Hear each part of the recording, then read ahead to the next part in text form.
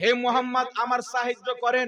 তাহলে বুঝা কি গেল, সাহাবায়ে কেরামের নিকটে ইয়া মুহাম্মদ বলে সাহায্য চাওয়া এটা শিরক নয়, ইয়া আলী বলে সাহায্য চাওয়া এটা শিরক নয়, ইয়া গৌস বলে সাহায্য চাওয়া এটা শিরক নয়।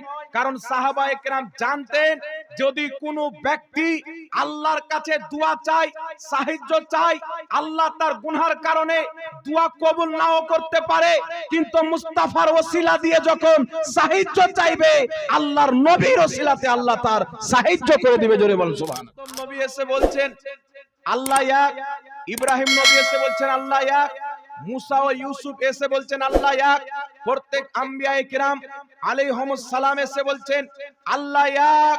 সবাই শুনে বলছেন, আল্লাহর আওয়াজ শুনে, আল্লাহর কিতাব পড়ে, কিন্তু মুস্তাফা ডাইরেক্ট আল্লাহকে দেখে এসে বলছেন আল্লাহ এক। বলেন সুবহানাল্লাহ। এত বড় নিয়ামত, এত বড় মর্যাদা, এত বড় ফজিলত মহান রব্বুল আলামিন এই বাসীকে অনেক নবী দান করেছেন। প্রত্যেক কওমে আল্লাহ নবী পাঠিয়েছেন, প্রত্যেক আপনার এলাকাতে আল্লাহ তাবারাক ওয়া তাআলা মানুষের হেদায়েতের জন্য নবী পাঠিয়েছেন। কিন্তু আল্লাহ তাবারাক ওয়া তাআলা আমাদেরকে সমস্ত নবীর উম্মতের উপরে ফজিলত দান করেছেন। এটাও নবীর দেওয়া বরকত। সব নবীর উম্মতের চাইতে আমরা ফজিলতপূর্ণ, আমরা সম্মানিত। কারণ আমরা কেন সম্মান পেয়েছি? আমরা সম্মান এই জন্য পাইনি যে আমরা 5 ওয়াক্তের নামাজ পড়ছি তাই আমরা বড়, আমরা রোজা রাখছি তাই আমাদের সম্মান বেশি। রোজা তো পূর্বের নবীগণের উম্মত রাখতেন। ব্রাদার ইসলাম, আমাদেরকে আল্লাহ সম্মানিত করেছেন। আদম নবীর উম্মতের চাইতে বেশি মর্যাদা আমাদেরকে দান করেছেন। ইব্রাহিম আলাইহিস সালামের উম্মত চাইতে বেশি মর্যাদা আমাদেরকে দান করেছেন। প্রত্যেক নবীর উম্মতের চাইতে বেশি ফজিলত আল্লাহ আমাদেরকে দান করেছেন। আল্লাহ এটা দান করেছেন মুহাম্মদ রাসূলুল্লাহর উম্মত হওয়ার কারণে দান করেছেন। বলুন সুবহানাল্লাহ। আমার নবীর উম্মত হওয়ার কারণে দান করেছেন। তবু আল্লাহ বলছেন বলো কিছুই বদলা চাই না, আহলে বাইতের মহব্বত চাই। তাহলে বুঝা কি গেল যে আহলে বাইতের মহব্বত আল্লাহ নবীকে চাইতে বলছেন, এর মানে আল্লাহও চাচ্ছেন যে তোমরা আহলে বাইতকে মহব্বত করো, আমার নবীর খানদানকে মহব্বত করো, আমার নবীর আওলাদকে মহব্বত করো। আল্লাহ বলছেন পৃথিবীর মানুষ তোমাদেরকে মহব্বত করতে বলেছি, কিন্তু তোমাদের পূর্বে আমি আল্লাহ আহলে বাইতকে মহব্বত করে নবীর মেয়ে ফাতেমাকে জান্নাতি মহিলাদের সরদারনি বানিয়েছি, নবীর পুত্র নবীর নওয়াসা ইমামে হাসান ও হুসাইনকে জান্নাতি যুবকদের সরদার বানিয়েছি। বল সুবহানাল্লাহ। তো আহলে বাইতকে তো স্বয়ং আল্লাহ মহব্বত করেন। আহলে বাইতকে আল্লাহ সম্মান দিয়ে মহব্বত করে জান্নাতের লিডারশিপ দান করে দিয়েছেন, জান্নাতের সাদারাত দান করে দিয়েছেন। তাহলে চিন্তা করতে হবে আহলে বাইতের মহব্বত বাবা ঈমানের অংশ। এখন কেউ বলতে পারে আল্লাহকে এক মানি, নবীকে নবী মানি, নামাজ পড়ি তো যথেষ্ট আছে। কিন্তু ব্রাদার ইসলাম, একজন ব্যক্তির বেঈমান হওয়ার জন্য সমস্ত জিনিসকে অস্বীকার করা লাগে না। জরুরিয়াতের দিনের মধ্যে থেকে কোনো একটাকে অস্বীকার করলে বেঈমান হয়ে যায়। যেমন কোন ব্যক্তি যদি বলে আল্লাহকে মানি, রাসূলকে মানি, নামাজ পড়ি, রোজা রাখি, সব বিশ্বাস করি, কিন্তু কিয়ামত হবে বিশ্বাস করি না, মুসলমান না কাফির? তো একটাই তো অস্বীকার করলো। ইবলিসও তো একটাই অস্বীকার করেছিল। আমাদের পড়োশিতে কিছু মুসলমান দেখতে পাওয়া যায় নামাজ পড়তে পড়তে কপালে এত বড় ঘাটটা ফেলে দেয়, মনে হবে ট্রাক্টরের টায়ার লাগিয়ে নিয়েছে কপালে। নামাজটা আমরাও বাচপান থেকে পড়ি আলহামদুলিল্লাহ, নাবালিগ অবস্থায় মাদ্রাসায় ভর্তি হয়েছি তখন থেকে নামাজ পড়ি, না আমাদের কপালে ঘাটটা পড়লো। কারণ সেজদাতে যখন যাবেন এই নাক আর এই পেশানি ঠাকাইতে হবে, নাকি বলেন? কিন্তু ওরা মাথা ঠাকাবে তো ঘাটটা পড়বে না, যেটা ঠেকার ওটা তো ঠাকাইতে হবে। তো পলিসিতে নামাজ বলেন পড়বো, রোজা বলেন রাখবো, সব করবো, কিন্তু মুহররমুল হারামের পুরো মহিনা চলে যায় ইমামে হুসেনের আহলে বাইতের স্মরণে একটা কোনো জালসা হয় না, একটা কোনো বক্তব্য নাই।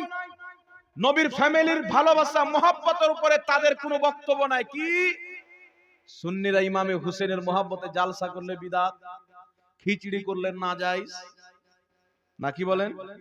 ইমামে হুসেনের মোহাব্বতে কোনো ভালো কাজ করলে না যায়, এরা নাজায়েজ করার জন্য জন্ম নিয়েছে, আহলে বাইতকে স্মরণ করার জন্য নয়। আর এটা সবাই বুঝে গেছে যে তারা ইয়াজিদের গুণগান তো করে, কিন্তু হুসেনের গুণগান করে না। ইয়াজিদের গুণগান করে, ইয়াজিদ নির্দোষ ছিল, আমিরুল মুমিনিন ছিল, ইয়াজিদ মুসলমানদের আমিন ছিল, নাউজুবিল্লাহ আমির ছিল, মুসলমানদের লিডার ছিল। ইয়াজিদের গুণগান করলে এটা ঈমান ওদের নিকটে, আর আমরা ইমামে হুসেনের গুণগান করলে বিদআত। তাহলে বুঝা কি গেল? বিদআতকে তারা ঈমান মনে করে, ঈমানকে তারা বিদআত মনে করে। তো তোমাদের বিদআতি ইমাম তোমরা নিয়ে থাকো, আমরা হুসেইনি ঈমান নিয়ে বাঁচতে চাই। জোরে বল সুবহানাল্লাহ। ইমামে হুসেন রাদিয়াল্লাহু তাআলা আনহু, ইমামে হাসান রাদিয়াল্লাহু তাআলা আনহু, ইমামে আলী মাকাম রাদিয়াল্লাহু তাআলা আনহুর সন্তান, ইনাদেরকে মোহাব্বত করতে আল্লাহ কেন বললেন? নবীকে চাইতে কেন বললেন? বহুত কিছু চাবার ছিল, কিছুই যখন আল্লাহ চাইতে নিষেধ করলেন, মেহবুব কিছুই চেয়েও না, কিন্তু তোমার আহলে বাইতের মোহাব্বত চাও। তো প্রশ্ন তো উঠতে পারে, আল্লাহ কিছুই যখন তুমি চাইলে না, আহলে বাইতের মোহাব্বতটা কেন চাইতে বললে? আহলে বাইতের ভালোবাসা কেন চাইতে বললে? তো আল্লাহ তাবারাক ওয়া তাআলার এই আয়াতের মধ্যে হিকমত আছে বাবা, যে আহলে বাইতের মোহাব্বত এই জন্য চেয়েছেন। আমার আপনার নবী ক্লিয়ার করে দিয়েছেন, হাকিম আল মুস্তাদরাক আলা সহিহাইনের মধ্যে সহিহ সনদে হাদিস বর্ণিত। ইমাম হাকিম নিশাপুরী রাহমাতুল্লাহ আলাইহি বলছেন, হাযা হাদিসুন সহিহুল ইসনাদ, এই হাদিসের সনদ হচ্ছে সহিহ। আমার আপনার নবী বলছেন, সাহাবী আমি তো ইন্তিকাল করে যাব, আমি তো পর্দা করে যাব, ইন্নী তারিকুন ফিকুমুস সাকলাইন, কিন্তু আমি তোমাদেরকে দুটি ভারী জিনিস দিয়ে যাচ্ছি। একটি হচ্ছে কিতাবুল্লাহ, আল্লাহর কিতাব, দ্বিতীয়টি হচ্ছে ওয়া ইতরাতি আহলে বাইতি, আমার আহলে বাইত। জোরে বলেন সুবহানাল্লাহ। আল্লাহ আলিমুল গায়ব, সব জাননে वाला, আহলে বাইতের মোহাব্বত কেন চাইতে বললেন? আল্লাহ জানেন যে আমার নবীর ইন্তিকালের পরে কেউ খারজি হবে, কেউ ইয়াজিদি হবে, কেউ আপনার মওদুদি হবে, কেউ আপনার তবলিগি হবে, কেউ জামাতে ইসলামী হবে, বিভিন্ন রকমের ফিরকা, বিভিন্ন রকমের দল বের হবে।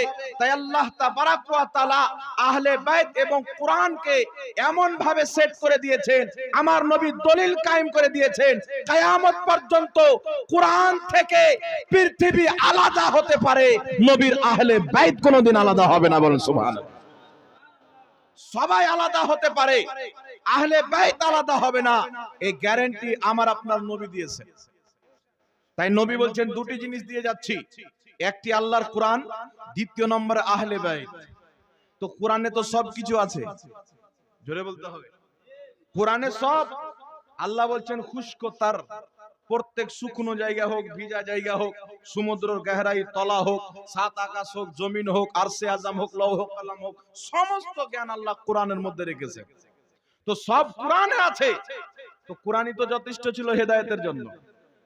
আমার নবী জানেন যে আল্লাহ বলেছেন এই কোরআন পড়ে অনেক লোক পথভ্রষ্ট হবে, অনেক লোক হেদায়েত পাবে। তাহলে বুঝা কি গেল? আমার নবী কি জন্য বললেন আহলে বাইত আর কোরআনকে ধরিও? যে কোরআন পড়ে তো বক্তব্য দিবে, কোরআন পড়ে তো দলিল দিবে, কিন্তু আল্লাহর বুঝানোর উদ্দেশ্য আলাদা থাকবে, এরা মানুষকে বুঝাবে আলাদা। নিজের মন গড়া তাফসীর করে মানুষকে গুমরাহ করবে। আজকে একজন ব্যক্তি যদি আহলে বাইতের অন্যতম সদস্য, আমার আপনার নবী সাল্লাল্লাহু আলাইহি ওয়াসাল্লাম একদিন নিজের চাদরটাকে এইভাবে মেলে দিলেন। আল্লাহর নবী বলছেন, আলী চাদরের তলাতে চলে এসো, ফাতেমা চলে এসো, হুসেন ও হাসান চলে এসো। আমার নবীকে দিয়ে পাঁচজন ব্যক্তি রাসূল পাক চাদরের তলাতে নিয়ে আল্লাহর কাছে ফরিয়াদ করছেন, ইয়া রাব্বাল আলামিন, এরা হচ্ছে আমার আহলে বাইত, এদেরকে তুমি পাক করে দাও, পবিত্র করে দাও। মহান রব্বুল আলামিন জিবরিল আলাইহিস সালামের মাধ্যমে আয়াতে তাতহির নাজিল করে পৃথিবীকে জানিয়ে দিলেন, আমি আমার নবীর ফ্যামিলি আহলে বাইতে মুস্তাফা থেকে প্রত্যেক অপবিত্রতাকে, প্রত্যেক নাপাকিকে আমি আল্লাহ দূর করে দিয়েছি। ফাতেমাকেও নূর করেছি, ইমামে হাসান ও হুসেনকেও নূর করে দিয়েছি। বল সুবহানাল্লাহ।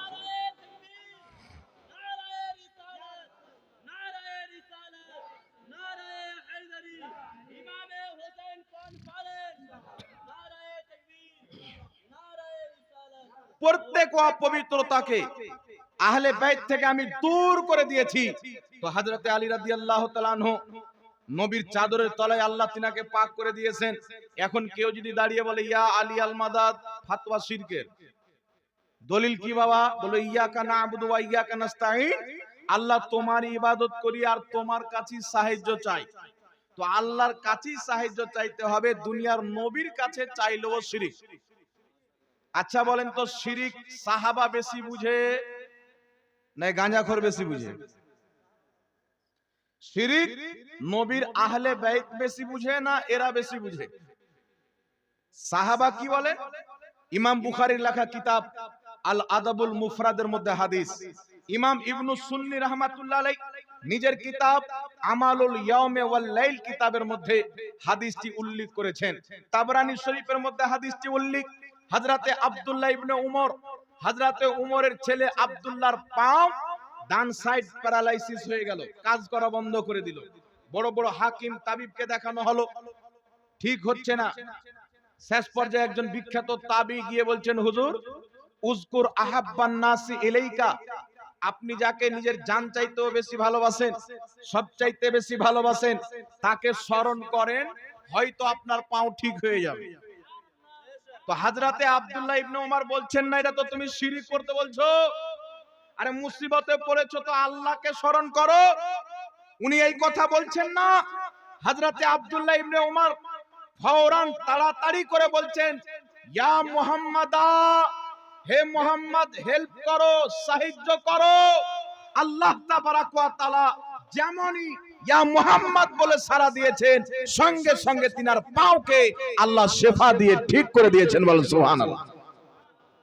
সঙ্গে সঙ্গে আল্লাহ শিফা দান করেছেন। তো হযরতে আব্দুল্লাহ ইবনে উমর কেন নবীকে স্মরণ করলেন? নবীর ইন্তিকালের অনেক বছরের পর ঘটনা ঘটছেন। নবী শুয়ে আছেন মদিনা গুম্বাদে খাজরার তলায়, আর ইবনে উমর আছেন কুফার মাটিতে। আর হযরতে মুজাহিদ সহ চারজন তাবেঈ এই হাদিসটিকে বর্ণনা করেছেন। আর হাদিসের সনদ একবারে সহিহ, কেউ জয়ীফ বলতে পারবে না। কেউ জয়ীফ বলার চেষ্টা করে, এই হাদিসের একজন রাবীকে মুদাল্লিস বলতে চায়, কিন্তু ইবনে ইসহাকে। কিন্তু বিরাদর ইসলাম, এই হাদিস একেবারে টনটনে সহিহ। কেউ যদি জয়ীফ প্রমাণ করে তবু হাদিসটি হাসান প্রমাণ হবে।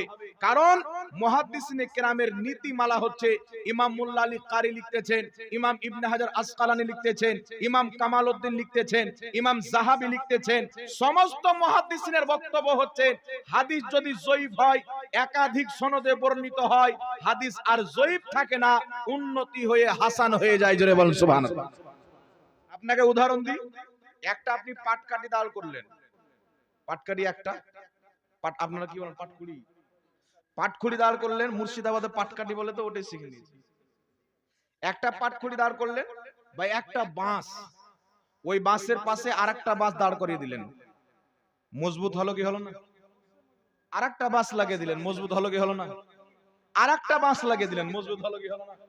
তো ওইরকম একটা হাদিস জয়ীফ বর্ণনা করেছেন একজন সাহাবী বা একজন তাবী, আর একজন সাহাবী বর্ণনা করেছেন, অন্য সাহাবীও একটাই হাদিস বর্ণনা করেছেন, দুইজন জমা হলো।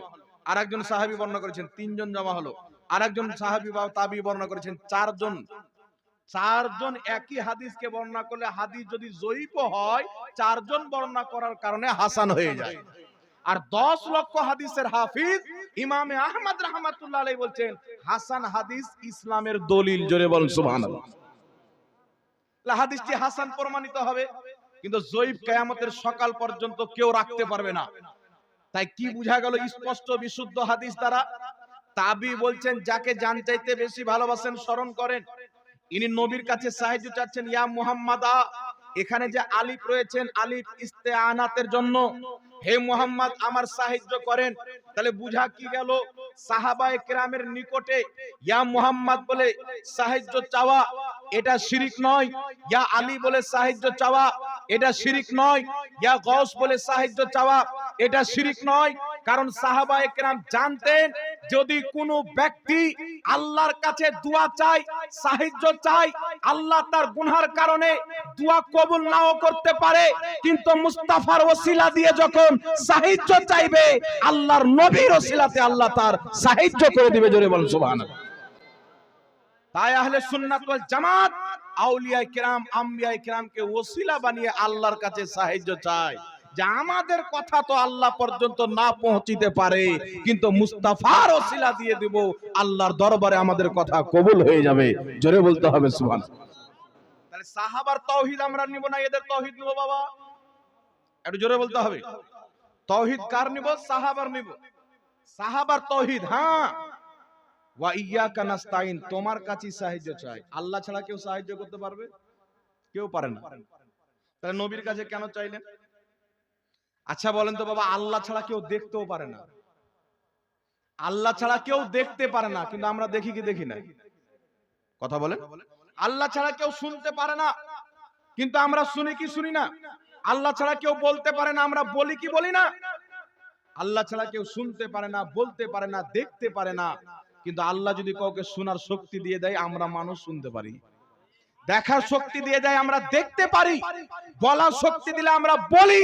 সেই রকম মহান রব্বুল আলামিন ছাড়া কেউ কাউরির হেল্প করতে পারে না, কিন্তু আল্লাহ তাবারাক ওয়া তাআলা নিজের বান্দাকে সাহায্যকারী বানিয়ে দেয়। সেই বান্দা আল্লাহর দেওয়া শক্তিতে মানুষের হেল্প করে থাকে। জোরে বলেন সুবহানাল্লাহ। একটা ওষুধ আল্লাহর দেওয়া শক্তিতে জ্বরকে ভালো করে দেয়। তো ওষুধের ওসিলা নিলে শিরক কেন হয় না? ওষুধ বড় না নবী বড়? জোরে বলে। ওষুধ হচ্ছে জিসমানি এলাজ, আর নবীর ওসিলা হচ্ছে রুহানি এলাজ। আর জিসমানি এলাজ যেটা জিনিস হয় না, রুহানি এলাজে হয়ে যায়। আব্দুল্লাহ ইবনে ওমর জিসমানি এলাজ অনেক করলেন, বড় বড় হাকিম ওই জামানার ডাক্তার সব ফেল। লাস্টে বলছেন, ইয়া মুহাম্মদ, ইয়া রাসূলুল্লাহ, আপনি যদি সাহায্য করেন তো হবে, না হলে হবে। আল্লাহ বলছেন, আমার মেহবুবকে ডাক দিয়েছো, আমার নবীর ওসিলা দিয়েছো। আরে যখন আদমকে আমি কমবেশ 300-350 বছর পর্যন্ত ক্ষমা করিনি, আমার নবীর ওসিলা দিয়েছে, আমি আদমকে ক্ষমা করেছি। আব্দুল্লাহ ইবনে ওমর, তুমি আমার নবীর ওসিলা নিয়েছো, যাও আমি তোমার পাওকে ঠিক করে দিলাম। জোরে বল সুবহানাল্লাহ। সঙ্গে সঙ্গে ঠিক হয়ে গেল। তাই ব্রাদার ইসলাম, আমাদের জালসাতে আমরা ইয়া হুসেন বলি, কারণ আমরা দ্বীন শিখবো সাহাবার নিকট থেকে, জাহিলদের নিকট থেকে না। জাহিলদের নিকট থেকে না। বুখারী শরীফের মধ্যে হাদিস, সাহাবা বলছেন খারজিদের চরিত্র হলো যেইগুলো আয়াত মূর্তির উপরে আল্লাহ অবতীর্ণ করেছে মূর্তির জন্য, ওগুলো এরা ফিট করবে নবীর জন্য, ওলির জন্য। বুখারীর হাদিস। ওই জামানাতে কাফির মুশরিকরা কি করত? মূর্তির কাছে হেল্প চাইতো, সাহায্য চাইতো, তাকে মাবুদে হাকিকি মনে করত, মূর্তিকে খোদা মনে করত, মূর্তিকে মাবুদ মনে করত, তার পূজা করত, তার হেল্প চাইতো, তার কাছে সাহায্য চাইতো। আর বলতো কি? তাদের পূজা করত। আল্লাহ আয়াত অবতীর্ণ করলেন, যাদের তোমরা পূজা করো, যাদেরকে ডাক দাও, তারা তো তোমার কথা শুনতে পারে না। না শুনতে পারে না, কিয়ামত পর্যন্ত জবাব দিতে পারে, কিন্তু মুস্তাফা শুনতেও পারে, মুস্তাফা জবাবও দিতে পারে। আর জোরে হবে না? মুস্তাফা শুনতেও পায়, মুস্তাফা জবাবও দিতে পারে, মুস্তাফা দেখতেও পায়। আহলে সুন্নাত ওয়াল জামাতের আকীদা, নবী আছেন মদিনাতে, পৃথিবী আছে নবীর হাতের থাবাতে। জোরে বলেন সুবহানাল্লাহ।